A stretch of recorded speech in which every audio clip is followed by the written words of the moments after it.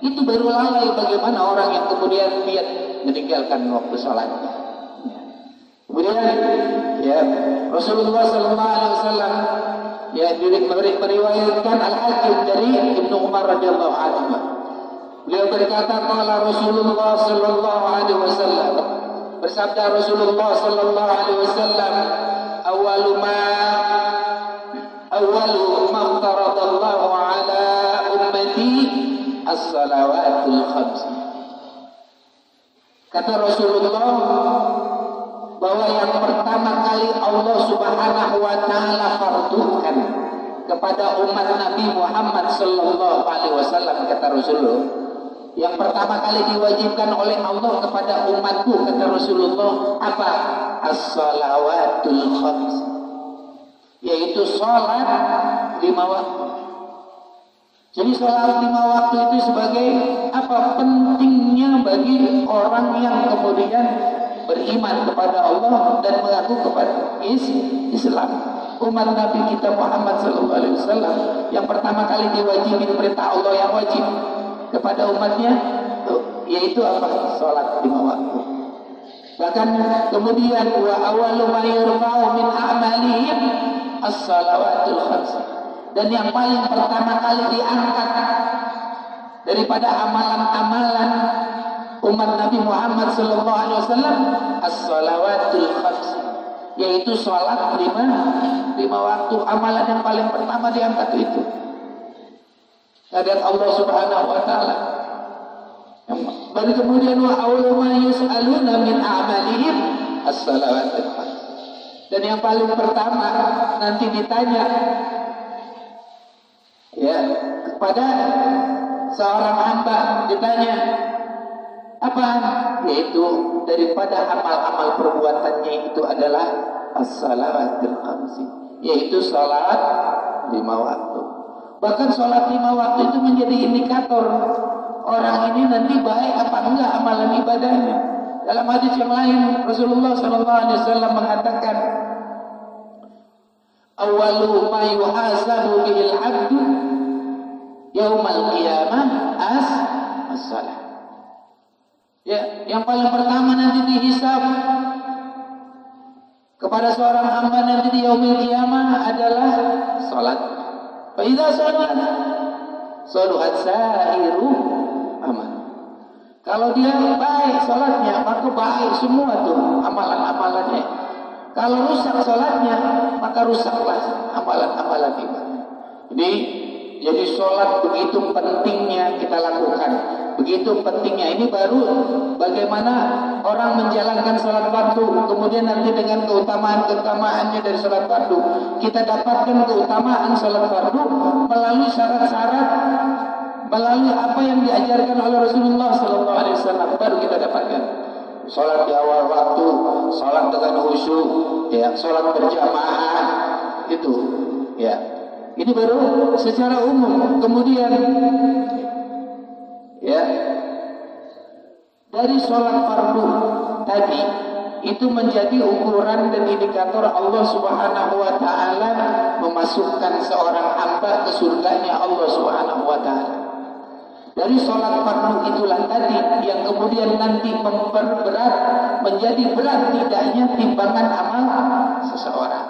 Karena di akhir hadis ini ya, ketika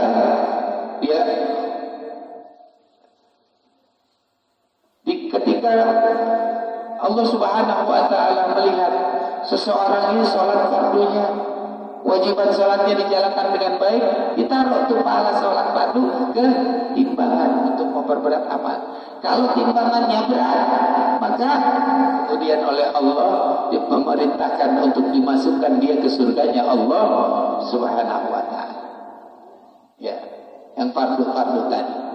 Kemudian kalau rusak, kurang timbangannya, maka dia akan dimasukkan ke nerakanya Allah Subhanahu wa taala. Nauzubillah, summa nauzubillah. Ya, itu di akhirat. Belum di dunia ini juga orang yang enggak salat, dia akan mendapatkan konsekuensi tentang orang yang tidak ya memelihara salatnya. Maka Kalau bahkan sholat saja bisa jadi indikator musuh-musuh yang benci kepada Islam takut dengan orang Islam, gak akan berani dia dengan orang Islam dengan indikator sholat. Bagaimana orang yang sholat di dalam satu negeri, semua orang negeri Islam sholat fardunya seperti sholat Jumat, seperti sholat Id, penuh tuh masjid. Hanya sebagian kecil orang yang punya uzur yang tidak sholat ya berjamaah di masjid. Di masjid segini gedenya, berapa banyak masyarakat yang ada di lingkungan ya perumahan ya Puri di Jambe ini ada 1.000, ada nggak 1.000? Puri di Jambe ada 1.000 nggak blok ini? Ada, ada 1.000. Yang sholat berapa? Ada nggak 500? Ada nggak 500? Nggak ada, separuh-separuhnya aja. Itu bisa jadi indikator bagaimana lingkungan kita tingkat keberkahan. Makanya saya salut sama jemaah tabligh tuh. Dia ngajakin orang buat sholat tarik ke masjid. Nih, kalau pengen gede itu pahalanya Pak. Ini kita sholat belum tentu pahala sholat kita sempurna nih Pak. Pengen dapat pahala sholat sempurna? Pengen gak Pak dapat pahala sholat sempurna? Dengan keadaan dan kondisi kita yang saat ini, ilmunya juga cuma sedikit. Ya, bagaimana caranya supaya dapat pahala sholat sempurna? Ajak teman, saudara, anak, tetangga, karib, kerabat, ajakin ke sholat kemari ke masjid, isi masjid nih. Kalau sebagian jangankan ya 100%, 50% aja yang sholat jamaah di masjid ini, Darul Fikri warga Puri Cijambe ini dipenuh semuanya Pak. Orang yang ngajar dapat pahala sempurna, bahkan double. Dia sholat juga dapat pahala juga dari orang yang diajak, dapat lagi kesempurnaan kalau sholat berjamaah. Ini diajak Pak, penting. Kenapa? Yang pertama kali diangkat itu Pak, pahala sholat. Itu yang perlu kita ajak kepada saudara-saudara kita. Kemudian ya di sini dikatakan bahwa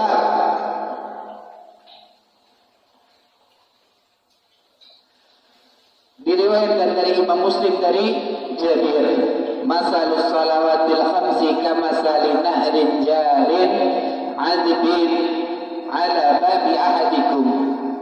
Ya, perumpamaan salat 5 waktu itu seperti sungai yang ada di depan ya rumah seseorang. Ya, dia itu airnya mengalir ya di depan pintu salah seseorang yang tazilu fihi, ya, yang orang tersebut ada sungai di depan pintunya rumahnya, ya, kemudian mandi membersihkan dirinya fihi di dalam sungai itu kulla yaumin khamsa marrat, setiap hari 5 kali. Di sholat fardu itu faedahnya adalah dapat membersihkan seseorang. Orang yang beriman pada Allah bersih dia.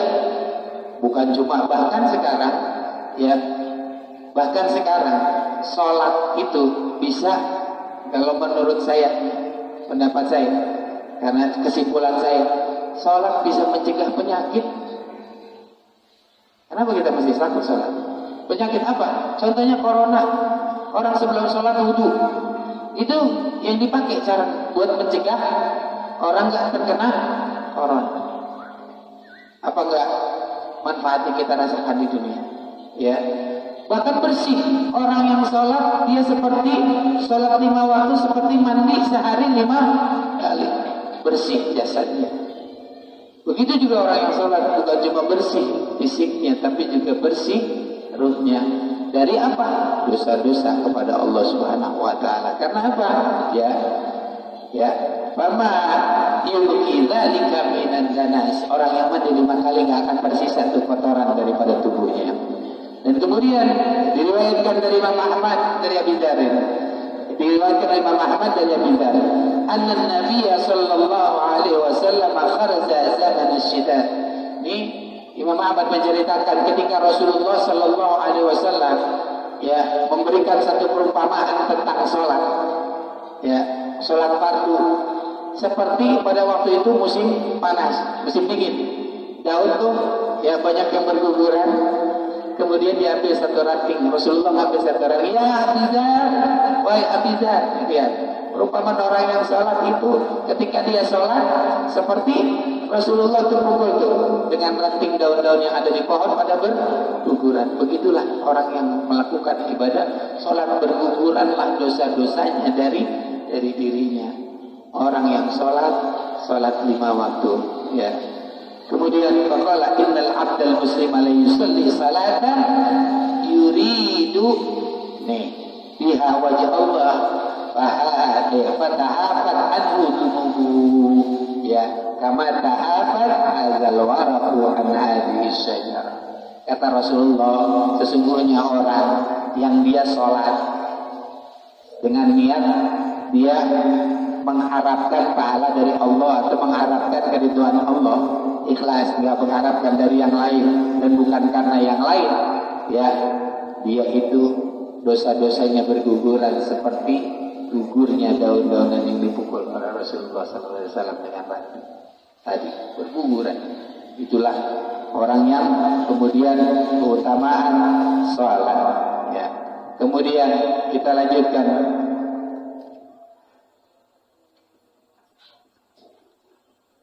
Dan beriwayatkan Imam Tabrani dari Baihaqi dari Ibnu Umar, innal 'abda idza qama yusalli ata bi dhunubihi kulliha, ya. Sesungguhnya seorang hamba apabila dia datang untuk salat, berdiri untuk salat, ya, dia datang dengan dalam keadaan bersama dengan dosa-dosanya yang banyak. Fawudi'at ala ra'sihi, ditaruh tuh dosanya di atas kepalanya nih, kalau dosanya. Kemudian ya wa'atiqaihi, ya, dan ya di atas dua punggungnya nih. Dosanya itu diumpamakan orang yang sholat, dia datang bersama dosa-dosanya, dosanya itu ditaruh di atas kepalanya, ditaruh di atas punggungnya. Kemudian apa? Fakullama raka'a, ya, au sajada fasaqatat anhu dzunubuhu. Pada saat dia rukuk dan dia sujud, jatuh semua itu dosa-dosanya. Maka bersihlah orang yang keluar dari sholat itu, dia berguguran, udah bersih dosa-dosanya, dibersihkan oleh Allah Subhanahu wa Ta'ala akan dosa-dosanya. Itulah keutamaan orang yang melaksanakan ibadah sholat. Maka kalau kita tahu keutamaan baru sampai di situ aja, sayang kita ninggalin waktu sholat. Dan ya dikatakan, diriwayatkan oleh Imam Baihaqi dari Anas, ma min hafizaini yarfa'ani ila Allah Ta'ala bisalati ya rajulin ma'a salatin illa qala Allah Ta'ala ushiduka ma anni qad ghafartu li 'abdi ma bainahuma, ya. Tidaklah bagi seseorang daripada seseorang yang memelihara, ya, yarfa'ani ilallahi ta'ala bisalati, ya, dia ini memelihara sholatnya. Kemudian ya seorang laki-laki itu ma'asalatin di setiap sholatnya, illa kecuali Allah Subhanahu wa Ta'ala berkata, ya, ushidu, aku saksikan, aku bersaksi, ya, aku kama anni, ya, kepada kamu sekalian bahwasanya qad ghafartu li 'abdi, aku ampuni dosa hambaku itu. Allah sampai bersaksi buat orang yang selalu memelihara salatnya. Bagaimana memelihara salat tadi? Menjaga waktunya, melaksanakan jamaahnya, melaksanakan sunnah-sunnahnya, baik salat-salat sunnahnya dan wudunya, ya, itu dijaga. Maka Allah bersaksi, ya, saksikanlah, kata Allah, aku mengampuni dosa orang yang melaksanakan dan memelihara salatnya, ya. Itu keutamaan.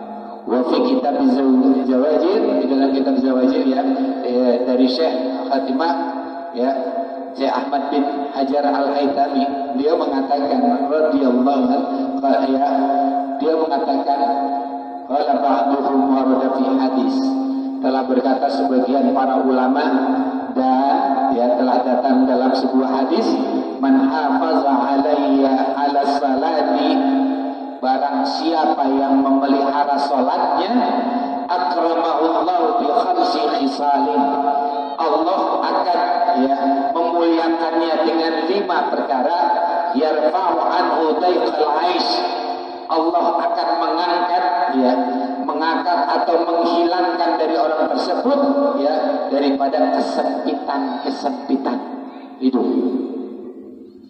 Orang yang memelihara salatnya akan diangkat oleh Allah daripada semua kesempitan hidupnya. Makanya nih Pak, ya, kalau kita punya kesulitan, banyak masalah, menghadapi ya halangan, cek salat kita. Cek salat, perbaiki salat kita. Apabila salat kita pelihara ya oleh Allah, diangkat tuh Pak semua kesulitan. Sebagaimana saat ini nih, kita lagi musim Covid nih. Orang semua nggak ada yang takut, nggak ada yang nggak takut, nggak ada yang nggak khawatir. Nih bagaimana? Pelihara salat kita Pak. Insya Allah kita juga akan dijaga dari kesempitan hidup, bala, bencana dan yang lainnya. 5 perkara yang dijaga oleh Allah ya. Apa ya? Kemudian yang kedua, wa'adzabil qabri, dari kesempitan azab kubur ya, wa yu'tillahu kitabahu biyaminihi, dan dikasih kitabnya oleh Allah dengan tangan kanan kita. Wa yamurru 'ala sirati kalbar, dia itu kemudian nyebrang dari jembatan Siratal Mustaqim seperti kilat. Tuh. Wa yadkhulul jannata bighairi hisab. Terakhir yang paling utama, orang yang memelihara salatnya oleh Allah diberikan keutamaan, dia masuk surga tanpa hisab. Tuh. Makanya kita masukkan dalam kondisi sekarang. Kondisi sekarang nih, ekonomi sulit nggak? Sulit. Ya. Kehidupan masyarakat sulit. Kesehatan juga sulit. Semua pelayanan sulit. Pengen mudah. Siapa yang bilang? Rasulullah. Percaya nggak sama Rasulullah? Saya mau tanya, orang Islam ada nggak yang nggak percaya sama Rasulullah? Percayaan mana? Sama manusia atau sama Rasulullah? Rasulullah. Kata Rasulullah, kesempitan itu bisa hilang dengan apa? Dengan apa Pak? Pelihara, jaga salat. Gak bakalan sempit. Bukan cuma di dunia, di kubur pun gak bakalan kita menderita kesempitan hidup di alam barzah. Salat jaga, salat jamaah jaga, salat pada waktunya jaga. Usaha, silakan usaha. Waktunya ibadah, ada panggilan segera. Gak bakalan sempit, gak bakalan susah, gak bakalan menderita. Karena siapa yang menjanjikan, kata Rasulullah Sallallahu Alaihi Wasallam. Jadi kita perlu pelihara sholat kita Pak. Penting saat ini, kalau kita pengen keluar dari segala kesulitan yang ada pada saat ini, jaga dan peliharalah sholat kita. Mudah-mudahan ya Pak, kita bisa diberikan oleh Allah Subhanahu Wa Taala kekuatan untuk kita bisa menjaga sholat kita Pak. Karena zaman sekarang ya, orang ini susah Pak melihara sholatnya dengan alasan tadi ya, lebih takut kepada makhluk Allah. Bukan berarti kita kemudian nggak takut, wah pokoknya saya nggak mau bebas nggak pakai masker kemana-mana, nggak perlu.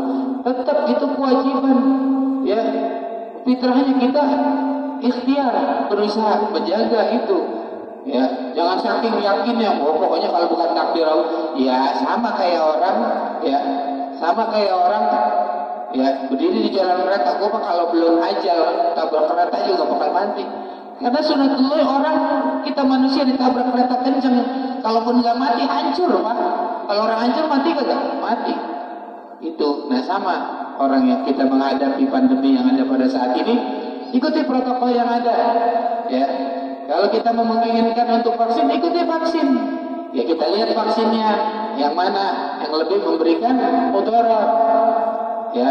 Kalau vaksinnya misalnya haram, cari yang halal. Begitu. Ya, jangan sampai diri kita dikotori, kemudian kita saking takutnya dengan wabah ini, kita melanggar apa yang jadi rambu-rambu dan diberikan rambu-rambu di dalam ya syariat Islam. Ikuti. Ya, pakai masker ya pakai masker. Karena apa? Ya, ketika azab Allah Subhanahu wa taala ini saya nggak tahu nih, corona ini azab apa ujian dari Allah. Karena siapa saja bisa kena. Dan kunci yang paling menenangkan diri kita dan menyelamatkan diri kita baik di dunia maupun di akhirat apa? Kata Rasulullah, jaga sholat kita, pelihara sholat kita. Makanya perintah sholat itu bukannya malu, ya, kerjain bukan, tapi ya hakimis sholat, jaga tegakkan sholat kita, maka kita akan dipelihara oleh Allah Subhanahu. Kalaupun kita terkena, itu atas kehendak Allah Subhanahu wa ta'ala. Gak ada sejarahnya Pak. Orang, ya saya juga belum dengar gitu. Dia kena di masjid. Begitu. Ya, tapi tetap ikuti protokol dan anjuran pemerintah tentang protokol kesehatan. Jangan kita kemudian lalai. Ya. Karena ini semua adalah bagian daripada ikhtiar. Mudah-mudahan wallahu a'lamu bissawab. Ini nanti kita lanjutkan tentang fadilah ya, keutamaan daripada salat fardu. Masih ada penjelasannya. Bahkan salat fardu ini orang yang ninggalin salat, sampai-sampai orang yang ninggalin salat pernikahannya itu nggak sah Pak. Orang Islam, dia Islam, nggak sholat, terus dia nikah sama orang Islam juga. Sampai dibilang ada pendapat ulama ya yang mengatakan itu nggak sah. Nih saking sholat itu harus dijaga. Bahkan ada keterangan di sini ya, orang kalau mau nikahin ya lebih baik dia nikahin wanita Nasoro Ahlul Kitab daripada nikahin perempuan yang enggak sholat.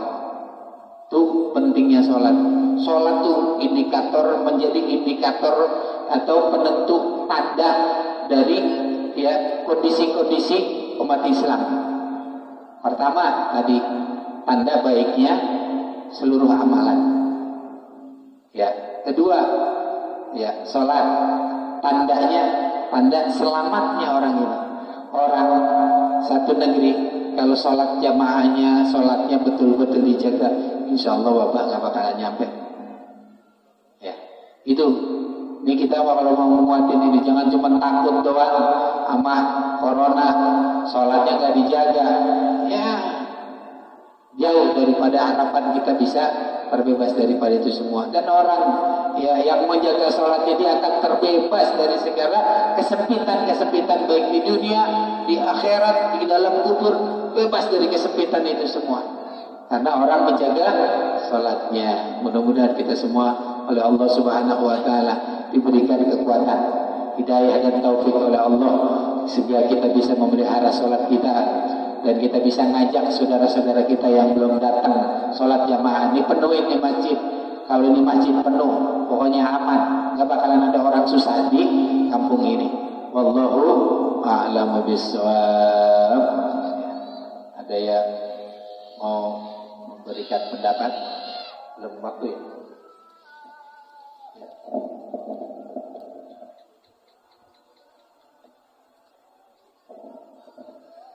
Kalau ditanya vaksin apa yang aman buat orang Islam, karena saya paknya bukan ilmu, bukan dokter.